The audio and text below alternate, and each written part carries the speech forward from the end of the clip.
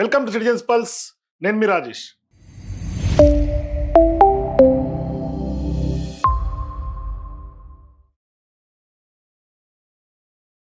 So ప్రస్తుతం తెలంగాణ కాంగ్రెస్ లో కొంత డేంజర్ బెల్స్ మోగుతున్నాయి. కాంగ్రెస్ పార్టీ సీనియర్ నాయకులందరూ కూడా స్వరం పెంచుతున్నట్టుగా తెలుస్తోంది. ఒక్కొక్కరు అంటే జీవన్ రెడ్డి పార్టీని వీడిన తర్వాత కొంత సీనియర్లందరూ కూడా గలం విప్పుతున్నారు. ఇప్పుడు తాజాగా ప్రేమ్ సాగర్ రావు కూడా, అంటే మంచిర్యాల ఎమ్మెల్యేగా ఉన్నటువంటి ప్రేమ్ సాగర్ రావు కూడా కొంత సంచలన వ్యాఖ్యలు చేసినట్టుగా తెలుస్తోంది.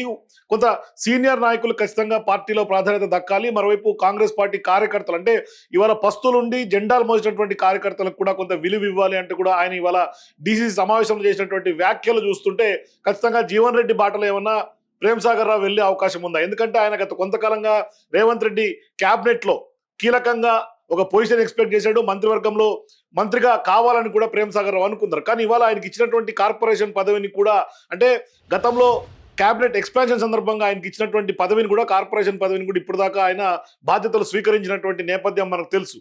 సో ఇటువంటి సందర్భాల్లో ఆయన చేసినటువంటి వ్యాఖ్యలు, ఈ జీవన్ రెడ్డి రాజీనామా చేయటం, మరోవైపు ఇప్పుడు నిజామాబాద్ సంబంధించినటువంటి మాజీ మేయర్ కూడా ధర్మపురి సంజయ్ కూడా చేసినటువంటి వ్యాఖ్యలు, ఆయన కూడా కొంత పార్టీ నాయకత్వం పైన అసంతృప్తిగా ఉన్నట్టుగా కూడా తెలుస్తోంది.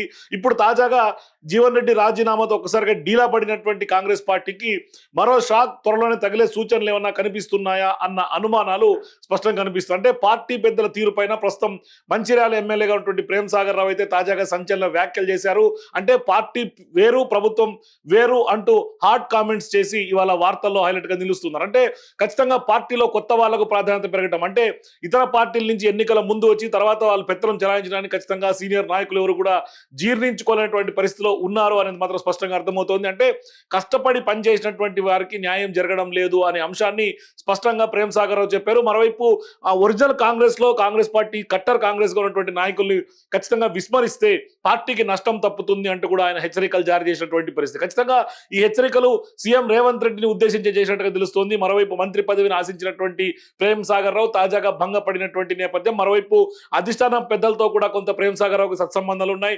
ఎవరైతే అధ్యక్షుడుగా ఉన్నటువంటి మల్లికార్జున్ ఖర్గే, ఏఐసిసి అధ్యక్షుడుగా ఉన్నటువంటి ఆయనతో కూడా మంచి సత్సంబంధాలు ఉన్నాయి. గతంలో పార్టీ అధికారంలోకి తీసుకొచ్చేందుకు పూర్తిగా డిప్యూటీ సీఎంగా ఉన్నటువంటి బట్టి విక్రమార్క ఆయన చేసినటువంటి పాదయాత్రకు మొత్తం ప్రేమ్ సాగర్ రావే కొంత అండగా నిలిచినటువంటి పరిస్థితి. మరోవైపు ఎప్పుడైతే బట్టి విక్రమార్క కూడా ఆ యొక్క నియోజకవర్గం పిప్పిరి గ్రామం నుంచి ఆయన స్టార్ట్ చేయడం, మరోవైపు ఆయన అప్పట్లో మల్లికార్జున ఖర్గే కూడా ఆ యొక్క మీటింగ్ కి తీసుకొచ్చినటువంటి నేపథ్యం. సో ఇట్లాంటి సందర్భాల్లో ఇప్పుడు చాలా రోజుల తర్వాత, అంటే కొంతకాలంగా సైలెంట్ గా ఉన్నటువంటి ప్రేమ్ సాగర్ రావు ఆయన ఇప్పుడు గలమెత్తడం, మరోవైపు ఆయన హాట్ కామెంట్స్ చేయడం ప్రస్తుతం కాంగ్రెస్ పార్టీలో కలకాలం రేపుతున్నట్టుగా స్పష్టంగా తెలుస్తోంది. మరి ఆయన కూడా ఈ వ్యాఖ్యల తర్వాత జీవన్ రెడ్డి బాటలో ఏమన్నా పార్టీకి రాజీనామా చేస్తారా అన్న చర్చ అయితే ప్రస్తుతం తెలంగాణ రాజకీయాల్లో హాట్ టాపిక్ గా మారుతోంది. అయితే ఇవాళ రాజీనామాతో ఇప్పటికే ఒక రకంగా కాంగ్రెస్ పార్టీ బిగ్ షాక్ తగిలింది జీవన్ రెడ్డి రాజీనామాతో. అయితే ఇప్పుడు మళ్ళీ కూడా అటువంటి సూచనలు ఏమన్నా కనిపిస్తున్నాయా అని, ఎందుకంటే పార్టీ పెద్దల తీరుపైన ఇవాళ తాజాగా ప్రేమ్ సాగర్ రావు చేసినటువంటి సంచలన వ్యాఖ్యలు అయితే ప్రస్తుతం అతిపెద్ద బిగ్ హాట్ టాపిక్ గా మారుతోంది, అతిపెద్ద డిస్కషన్ దారితీస్తుంది. ఎందుకంటే చాలా వరకు కూడా కొత్త, అంటే ఇతర పార్టీల నుంచి వచ్చినటువంటి వాళ్ళకే ప్రాధాన్యత పెరుగుతోంది కాంగ్రెస్ పార్టీలో, వాళ్ళ హవా నడుస్తోంది అంటూ కూడా అసహనం వ్యక్తం చేశారు. మరోవైపు పార్టీకి కష్టపడినటువంటి వాళ్లకు న్యాయం జరగడం లేదు అనే అంశాన్ని అయితే స్పష్టంగా ప్రేమ్ సాగర్ రావు చెప్పారు. ఒకటి గుర్తుపెట్టుకోండి, మీరు ప్రభుత్వం వేరు, పార్టీ వేరు. ఎప్పుడైనా కూడా సరే ప్రభుత్వంలో ఎమ్మెల్యేలు అవసరాలు పనిచేయడం ఉంటాయి కాబట్టి జరిగినాయి. కానీ జెండా బట్టి తిరిగిన కాంగ్రెస్ పార్టీ కార్యకర్తలు 10 సంవత్సరాల నుంచి ఎవరైతే తిరిగిన 10 సంవత్సరాలు 20 సంవత్సరాల నుంచి వాళ్ళకు మాత్రం సరైన సంస్థానం ఇచ్చి వాళ్ళని గౌరవించకపోతే వచ్చే ఎన్నికలలో ఒకటి మాత్రం గుర్తుపెట్టుకోండి, ఇలా ఎప్పుడైనా కూడా కాంగ్రెస్ పార్టీ కార్యకర్తలు, కరడుగట్టిన కాంగ్రెస్ పార్టీ కార్యకర్తలు పనిచేసినప్పుడు మాత్రమే ఈ రాష్ట్రంలో కాంగ్రెస్ పార్టీ అధికారంలోకి వస్తుంది. అప్పటి వరకు ఈ రాష్ట్రంలో అధికారంలోకి వచ్చే ప్రసక్తే లేదు. అది మొన్నటి కనబడేది వాస్తవాలు. రేపు ప్రభుత్వాలు కానీ అధ్యక్షులు కానీ కోరేది ఒకటే, ఇన్ఛార్జ్ మంత్రి కానీ కోరేది ఒకటే.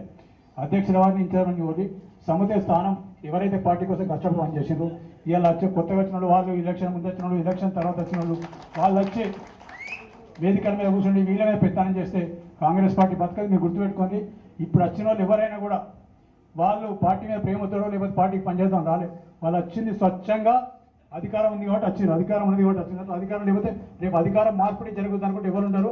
మళ్ళీ మీ ఇంట్లో కాంగ్రెస్ పార్టీ కార్యకర్తలు ఎవరైతే 20-15 సంవత్సరాల నుంచి పనిచేస్తున్నారో వాళ్ళే ఉంటారు, వాళ్ళే పనిచేస్తారు. సో ఈ ఒక రకంగా చెప్పాలంటే కాంగ్రెస్ పార్టీలో రోజు రోజుకి అసంతృప్తి జ్వాలలు, అసంతృప్తి స్వరాలు పెరుగుతున్నట్టుగా కనిపిస్తోంది. తాజాగా ఇప్పుడు మాజీ మంత్రి జీవన్ రెడ్డి కాంగ్రెస్ పార్టీకి రాజీనామా చేసిన తర్వాత ఇప్పుడు ప్రేమ్ సాగర్ రావు కూడా కొంత ఇటువంటి వ్యాఖ్యలు చేయటం కొంత పూర్తి స్థాయిలో వివాదాస్పదంగా మారుతోంది. మరోవైపు ఇప్పుడు వరుసగా సీనియర్ నాయకులందరూ కూడా ఇటువంటి వ్యాఖ్యలు చేయటమే కొంత హాట్ టాపిక్ గా మారుతోంది. మరోవైపు ఇప్పుడు పార్టీ పట్ల, పార్టీ నిర్ణయాల పట్ల కూడా ఆయన తీవ్రమైనటువంటి అసంతృప్తి వ్యక్తం చేసినట్టుగా స్పష్టం పరిస్థితి బట్టి కనిపిస్తోంది. సో తాజాగా ఆయన చేసినటువంటి వ్యాఖ్యలు కాంగ్రెస్ పార్టీలో తీవ్రమైనటువంటి చర్చనీయాంశంగా మారుతోంది. అంటే ఒక రకమైనటువంటి గందరగోళం సృష్టించే దిశగా కూడా పరిస్థితి కాంగ్రెస్ పార్టీలో కనబడుతోంది. ఎందుకంటే ఇటీవల కాలంలో మొత్తం కూడా పూర్తి స్థాయిలో కాంగ్రెస్ పార్టీలో ఒక రకమైనటువంటి అసంతృప్తి గలం ఎక్కువ అవుతోంది. అధికారంలోకి వచ్చిన తర్వాత సీఎం రేవంత్ రెడ్డి బాధ్యతలు తీసుకున్న తర్వాత కూడా సీఎం రేవంత్ రెడ్డి కేబినెట్ లో మంత్రిగా కూడా ప్రేమ్ సాగర్ అవకాశం వ్యక్తం చేశారు. మరోవైపు పార్టీ పనితీరు పట్ల కూడా సీనియర్లు, ఒరిజినల్ కాంగ్రెస్ పార్టీ నాయకులందరూ కూడా కొంత విస్మయం వ్యక్తం చేయడం, అసంతృప్తి వ్యక్తం చేయడం, మరోవైపు కొంతమంది మంత్రివర్గంలో చోటు కోసం ఒకవైపు కోమటిరెడ్డి రాజగోపాల్ రెడ్డి లాంటి వాళ్ళు అసెంబ్లీలోనే కొంత బహిరంగంగా చేసినటువంటి వ్యాఖ్యలు, మరోవైపు విజయశాంతి లాంటి వాళ్ళు చేసినటువంటి వ్యాఖ్యలు, ఇప్పుడు తాజాగా ప్రేమ్ సాగర్ రావు పార్టీకి సంబంధించి చేసినటువంటి వ్యాఖ్యలు, ఇవంతా కూడా హాట్ గా రేపుతోంది. అతిపెద్ద హాట్ టాపిక్ గా మారుతోంది. అంటే మంత్రివర్గంలో అవకాశం దక్కకపోవడంతో అసంతృప్తికి గురవుతున్నారా, లేదు అంటే కనుక మరోసారి ప్రభుత్వంలో ఏమన్నా విఫలం చెందుతుందా, కార్యకర్తలు పట్టించుకోవట్లేదు, ఇది అనేక అంశాలకు దారితీస్తోంది. అసంతృప్తి మరి దేనికి కారణం అనేది కూడా చూడాల్సినటువంటి అవసరం ఉంది. గతంలో మీనాక్షి నటరాజన్తో పాటుగా పిసిసి అధ్యక్షుడు మహేష్ కుమార్ గౌడ్ కూడా వెళ్ళి కొంత ప్రేమ్ సాగర్ రావుని మంత్రివర్గంలో చోటు దక్కకపోయిన సందర్భంగా బుజ్జగించారు. అప్పటి నుంచి ఇప్పటిదాకా కొంత సైలెంట్ గా ఉన్నటువంటి ప్రేమ్ సాగర్ రావు అయితే తాజాగా ఇప్పుడు బాంబ్ పేల్చారని చెప్పాలి. అసంతృప్తి ఒక్కసారిగా డీసీసీ సమావేశంలో ఆయన వెళ్ళగక్కారు. సో స్పష్టంగా ఇవాళ పార్టీలో చోటు చేసుకుంటున్నటువంటి అనేక పరిణామాలను కూడా ఆయన వరుసగా మాట్లాడుతూ పార్టీకి మంచిది కాదు, అంటే వచ్చే ఎన్నికల్లో పార్టీ గెలవాలంటే మాత్రం కొన్ని నిర్ణయాలు తీసుకోవాల్సినటువంటి పరిస్థితి ఉంటుంది.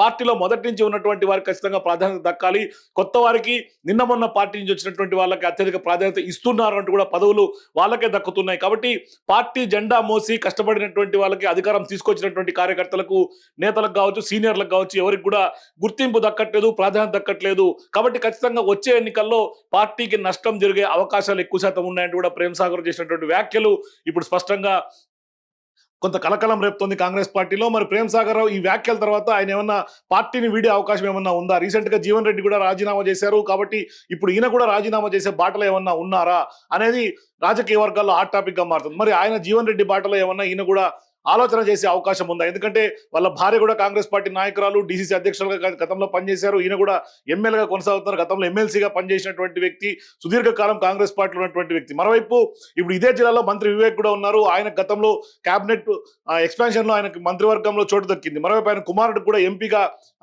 సీట్ దొరికింది, అంటే ఆయన కూడా ఎంపీ అయ్యాడు, ఎన్నికయ్యాడు. మరి ఇటువంటి సందర్భాల్లో కొంతమందికి వచ్చినటువంటి వాళ్ళకు, ఆదిలాబాద్ జిల్లాకు చెందినటువంటి మొదటి నుంచి ఉన్నటువంటి వాళ్ళకు గుర్తింపు దక్కట్లేదు, పార్టీలో అత్యధికంగా ప్రాధాన్యత ఎక్స్పెక్ట్ చేసి కూడా రాలేదు, కొత్త వారికి ఇతర పార్టీల నుంచి వచ్చినటువంటి వాళ్లకు కొంత పదవులు ఎగరేసుకొని పోతున్నారు, కార్యకర్తలను విస్మరిస్తున్నారు, అధిష్టానం కూడా పార్టీ పెద్దలను పూర్తిగా ఇవాళ ప్రశ్నిస్తున్నటువంటి పరిస్థితి, అంటే అధిష్టానాన్ని కూడా కొంత ఇవాళ పార్టీ నాయకత్వం ప్రశ్నిస్తోంది. కాబట్టి ఖచ్చితంగా అసంతృప్తి నేపథ్యంలో మంత్రి పదవి ఆశిస్తున్నటువంటి ప్రేమ్ సాగర్ రావు ఇవాళ ఆయన ఏమైనా పార్టీని వీడే అవకాశం ఉంటుంది. ఎందుకంటే ఆయనకు నామినేటెడ్ చైర్మన్ పదవి ఇచ్చినప్పటికీ కూడా అది సరిపెట్టుకోవాల్సింది అని అన్నప్పటికీ కూడా బుజ్జగింపులు పర్వానికి ఆయన లొంగలేదు, మరోవైపు ఇప్పటిదాకా బాధ్యతలు తీసుకోలేదు. దీంతో అధిష్టానం పెద్దలు కూడా ఇప్పటికే ఒక రకంగా డిసైడ్ అయిపోయారు ప్రేమ్ సాగర్ రావు మీద. ఇలాంటి నేపథ్యంలో ప్రేమ్ సాగర్ రావుకు సంబంధించి మొత్తం కూడా ఆయన చేసినటువంటి వ్యాఖ్యలు కాంగ్రెస్ పార్టీలో కలకలం రేపుతున్నాయి. మరోవైపు తాజాగా కూడా ఆయన కొంత అనారోగ్యంతో ఇబ్బంది పడినటువంటి ప్రేమ్ సాగర్ రావు రీసెంట్ టైమ్స్ లో ఆయన కుర్చీలో నుంచి కూడా లేచే పరిస్థితి కూడా లేకుండా కొంత వీల్ చైర్ కు పరిమితమయ్యారు. అయినప్పటికీ కూడా మంచిర్యాలలో అనేక కార్యక్రమాలు ఆయన ఆ విధంగానే పాల్గొన్నటువంటి నేపథ్యం. అయితే ఇప్పుడు తాజాగా ఆయన కొంత కోలుకున్న తర్వాత ఆయన స్వరం పెంచారని చెప్పుకోవాలి. అంటే పార్టీ అధికారంలోకి వచ్చి ఇప్పటికే 2.5 సంవత్సరాలు దాటిపోయింది, అధికారంలో ఉంటుంది.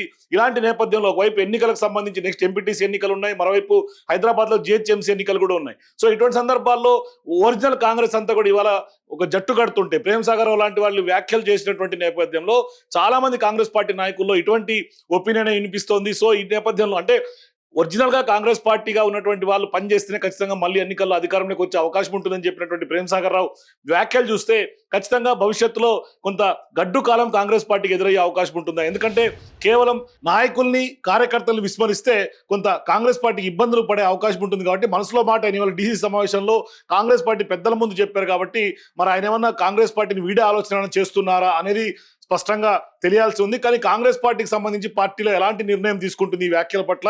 మరి కాంగ్రెస్ పార్టీ ఏమన్నా పునరాలోచిస్తుంది? ఎందుకంటే చాలా మంది చాలా రకాలుగా వ్యాఖ్యలు చేసినప్పటికీ కాంగ్రెస్ పార్టీ పట్టించుకునే పరిస్థితి లేదు. మరి ఈ నేపథ్యంలో ప్రేమ్ సాగర్ చేసినటువంటి వ్యాఖ్యలను ఏ విధంగా కాంగ్రెస్ పార్టీ స్వీకరిస్తుంది?